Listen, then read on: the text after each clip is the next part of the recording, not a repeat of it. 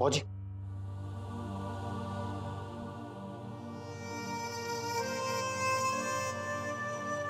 बाबूजी,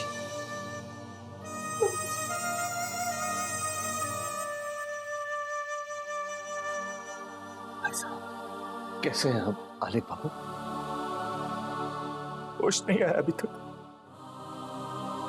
डॉक्टर्स कोशिश कर रहे हैं। समझ में नहीं आता शर्मा जी क्या होगा, कुछ समझ में नहीं आता।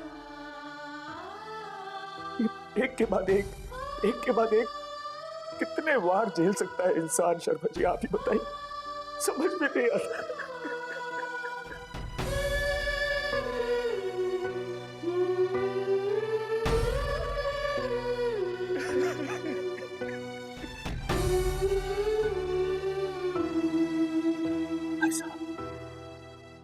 भाई साहब, अब हमें चिंता करने की कोई जरूरत नहीं।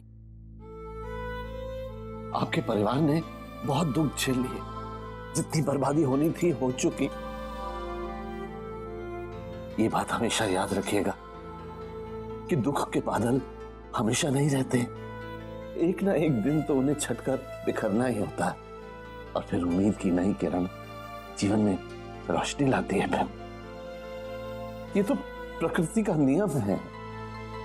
विनाश के बाद निर्माण होना जरूरी, इसलिए धीरज रखिए। ये नवनिर्माण आपकी और हमारी जिंदगी में खुशियां भर देगा।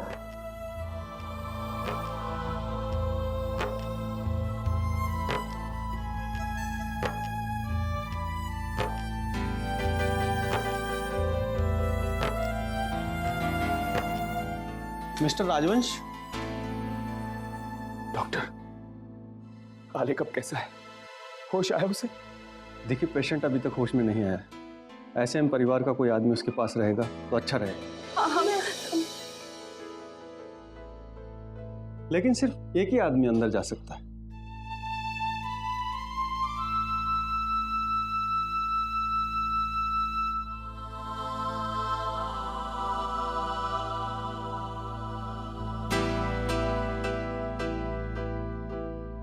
नहीं साधना, जाओ तुम जाओ।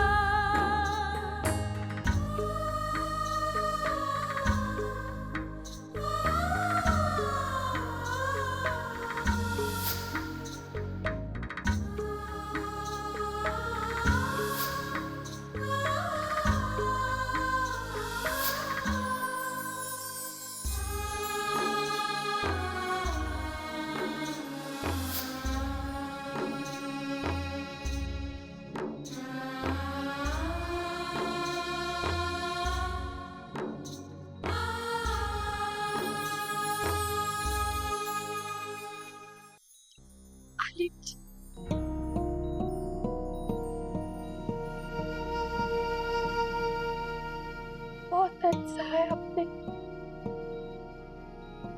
और घर के सभी लोगों ने भी बहुत आंसू बहाए। सबने, सबकी जान रखी हुई आपने। उठ जाइए आलिक जी और सबके आंसू पोंछ दीजिए।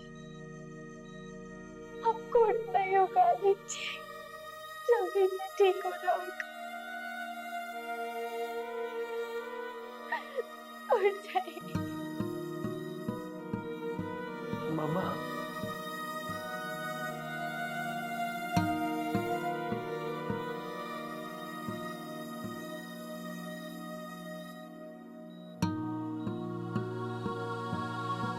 मामा,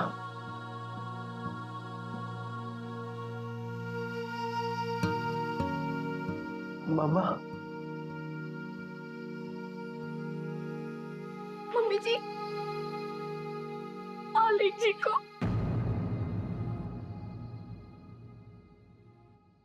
आलिक को क्या हुआ साधना? आलिक जी को होश आ गया। वो आपका अंदर बुला रहे।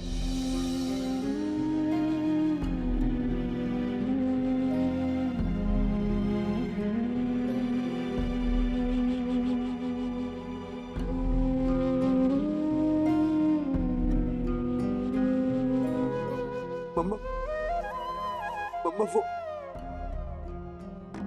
कुछ मत कहो, तुम्हें कमजोरी है ना अभी, तुम आराम करो। हाँ? मुझे मत रोको मम्मा, मुझे बोलने दो।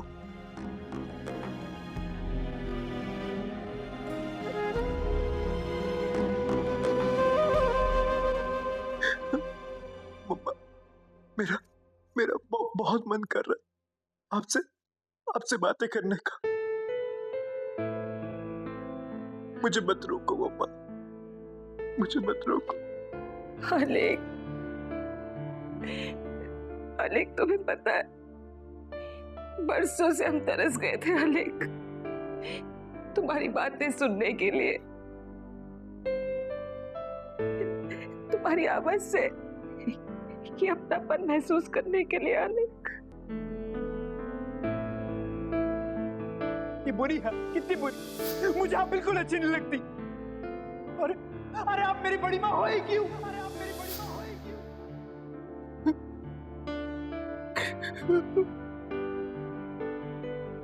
मम्मा, मैंने हमेशा कितना बुरा भेद किया है आपसे।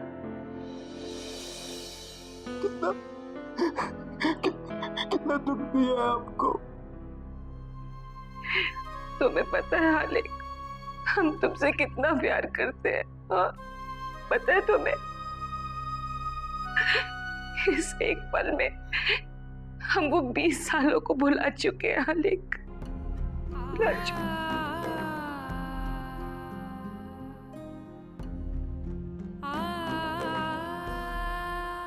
ईश्वर की असीम कृपा है भाई साहब। यही तो शुरुआत है नवनिर्माण की।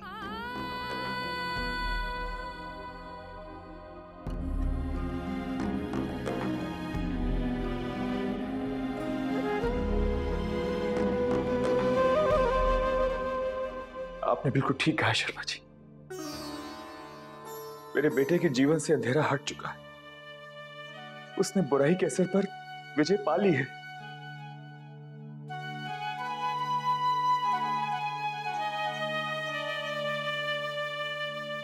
रणवीर जी, अब ये आंसू किस लिए बेटा? अरे ये तो खुशी का वो सुनहरा पल है जो एक कड़ी तपस्या के बाद हाथ लगा है।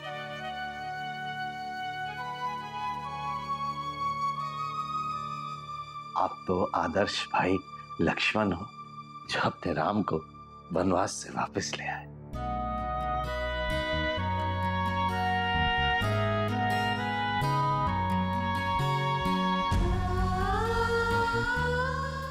मामा जी, रणवीर तो लक्ष्मण है, लेकिन मैं राम नहीं हूं मामा जी।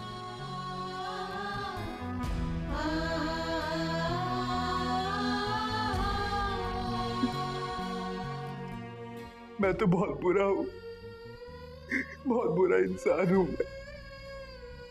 मैंने अपनी मम्मा को इतने दुख दिए, हमेशा उनको इतना बुरा बोला, लेकिन फिर भी मेरी मम्मा मुझसे कितना प्यार करती है।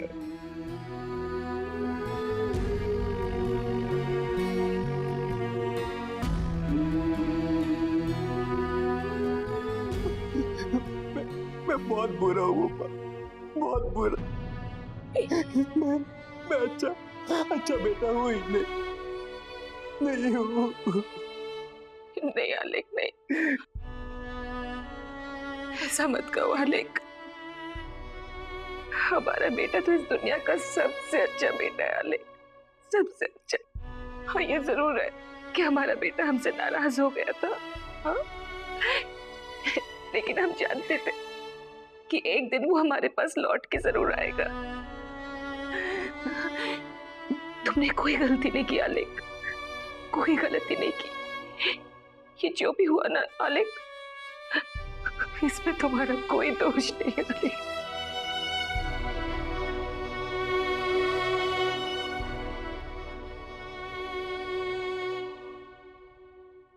मम्मा,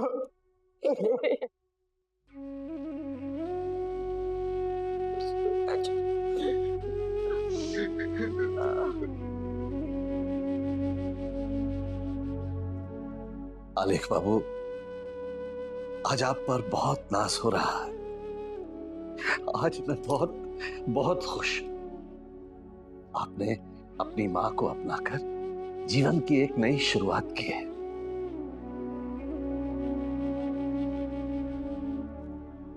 आज आपने उन्हें वो प्यार लौटाया है जिसका परसों से उन्हें इंतजार था और जो उसकी हकदार थी। मामा जी, अब मैं कोई मिस्टेक नहीं करूंगा।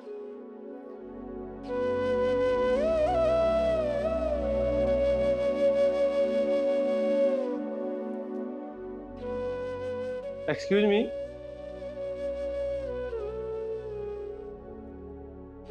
आप लोग प्लीज पेशेंट को थोड़ा आराम करने दीजिए। इजाजत दीजिए, अगर कोई जरूरत पड़े तो बस फोन भर कर दीजिएगा। जल्दी से घर आ जाओ बेटा।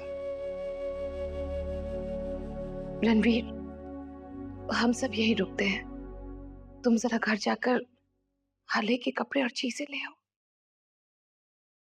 बड़े पापा, मैं एकदम ठीक हूँ। आप दोनों ऑफिस चले जाओ। अगर ऑफिस का काम मेरी वजह से अच्छे से नहीं होगा तो मुझे अच्छा नहीं लगेगा ना। आप जाओ। Yes sir.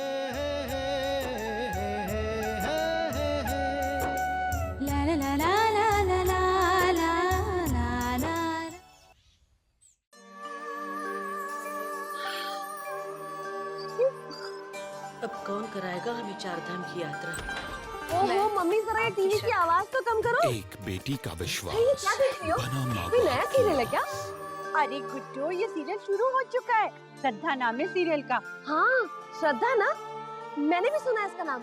मुझे तो लगता है बहुत अच्छा सीरियल होगा मम्मी। इसे देखकर लग रहा है इसकी कहानी तो बहुत ही अच्छी होगी। हाँ मम्मी, ये जो श्रद्धा है ना, ये बिल्कुल हमारी रागिनी और साधना की तरह है। ये तो मैं बोलती नहीं, ये एक ऐसी लड़की है जो अपने माता पिता की खुशी के लिए कोई भी कुर्बानी दे सकती है। मुझे तो ये देखना है कि आखिर ये अपने माँ बाप के लिए क्या क्या करती है। मैंने कहा ना गुड्डो, भगवान झूठ ना बुलाए। मैं तो ये सीरियल जरूर देखूं। मम्मी, तुम टीवी सीरियल देखती रहो ना, यही बेहतर होगा। कम से कम उल्टी सीधी बातें तो नहीं करोगी। उल्टी सीधी बातें नहीं करूंगी का क्या मतलब? और नहीं तो क्या मम्मी, क्या जरूरत थी तुम्हें माँ जी के सामने वो सारी बातें कहने की? तुम्हें पता है, उन्हें मनाते मनाते मेरी तो जान ही निकल जाती है। अब इसके बाद अगर कुछ बोलो ना तो जरा सोच समझ कर बोलो। अगर तुम नहीं बोलोगी तो मुझे तो बोलना पड़ेगा ना। भाई ये सब मैं तेरे भले के लिए तो कर रही हूँ। कमाल करती है तू भी। अच्छा वो सब छोड़ो, ये बताओ कि पुरस्कार की रकम के बारे में क्या सोचा है तुमने? मतलब मैं क्या सोचूंगी? लो, अब ये भी मुझे बताना पड़ेगा कि पुरस्कार की रकम 3 हिस्सों में बटेगी। तुम्हारे याद क्या आएगा? मतलब तुमने जो प्लान बनाए थे वो सब धरे के धरे रह गए। मम्मी, बात तो तुम्हारी सही है। मैं तो हमेशा ही सही बात कहती हूँ। रहने दे गुड्डू, तुझसे कुछ नहीं होने वाला। जो कुछ भी करना है ना मुझे ही करना पड़ेगा। मैं तेरी सास से बात करूंगी। बात करोगी ना मम्मी? लेकिन मम्मी तू ऐसी वैसी बात मत कह देना जिससे उनके दिल को ठेस पहुंचे। वैसे भी अभी तक मुझे ये पता नहीं चला है कि मेरे इतने मनाने के बावजूद उनका मूड मेरी तरफ से ठीक हुआ है कि नहीं। अरे तू चिंता मत कर, मेरे दिमाग में एक बहुत बढ़िया प्लान आया।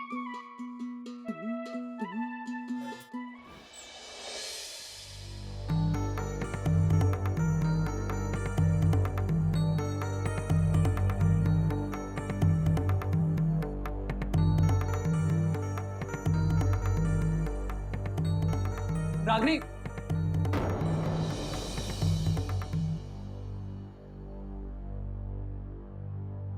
रणवीर, आप यहाँ कैसे? कुछ नहीं, मैं आलेख भैया के कपड़े और कुछ जरूरी सामान लेने आया था। पता है रागनी, आलेख भैया को होश आ गया। सच रणवीर? और इतना ही नहीं, आलेख भैया ने मॉम को अपना भी ली। उन्हें अपनी गलती का पछतावा हो गया। रागनी, पता है जब मॉम ने आलेख भैया को गले लगाया तो वो कितनी खुश थी। बस अब कुछ दिन बचे, फिर आलेख भैया घर वापस आ रहे हैं। रणवीर, हमने जो मिलकर सपना देखा था वो धीरे धीरे पूरा हो रहा है ना? हाँ रागनी, रागनी पता है मैं बहुत खुश हूँ। हमारे घर की सारी प्रॉब्लम्स खत्म हो गई, सारी प्रॉब्लम सुलझ गई। अब लाइफ में कोई प्रॉब्लम नहीं है, राइट?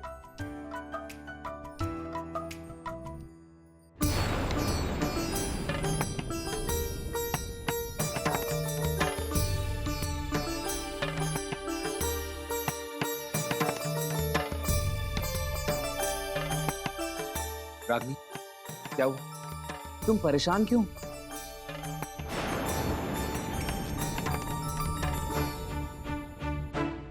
रणवीर, मुझे समझ में नहीं आ रहा है कि मुझे अभी ये बात आपसे करनी चाहिए कि नहीं। रणवीर, घर में छोटी माँ के अलावा एक और बहुत बड़ी प्रॉब्लम है। मैं नहीं चाहती कि इस घर की सुख शांति किसी भी वजह से भंग हो, इसीलिए मुझे आपको बताना पड़ेगा। रागनी, अगर ऐसी कोई प्रॉब्लम है तो मैं जानना चाहता हूँ कि वो प्रॉब्लम क्या है।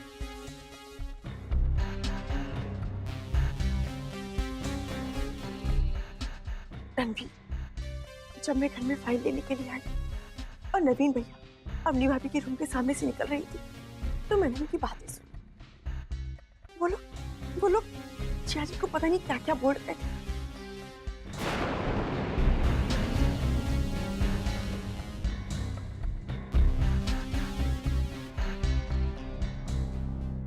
राज, इतना सब कुछ हो गया छोटी माँ की वजह से, लेकिन हमने नवीन भैया को एक लफ्ज नहीं कहा। और नवीन भैया वो अभी तक नाटक करते हैं कि वो छोटी माँ से नाराज, सिर्फ और सिर्फ मॉम डैड की हमदर्दी पाने के हमारे भरोसे ऐसा बदला दिए नवीन भैया। और अब छोटी माँ की बात नवीन भैया जो इस घर में जहर घोलने पे तुले पे हैं।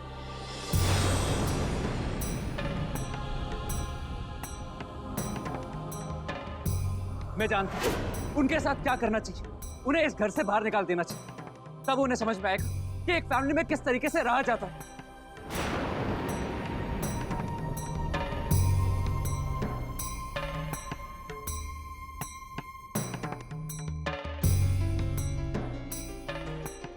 नहीं रणवीर, हम ऐसा नहीं कर सकते, गलती उन लोगों की है।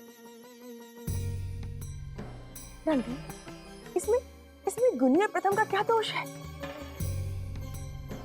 हम बच्चों का भविष्य खतरे में नहीं डाल सकते।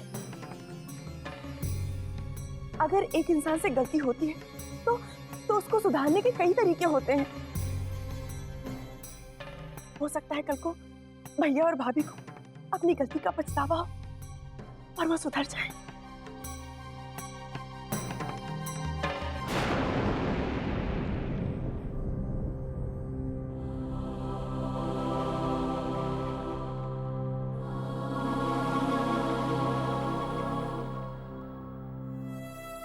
रानी, तुम्हारी बात बिल्कुल सही है, लेकिन हमें कुछ तो करना होगा ना, वरना उनका हौसला और बढ़ जाएगा। और नवीन भाई, हमें उनका पर्दाफाश सबके सामने करना ही होगा, उनको सबक सिखाना ही होगा।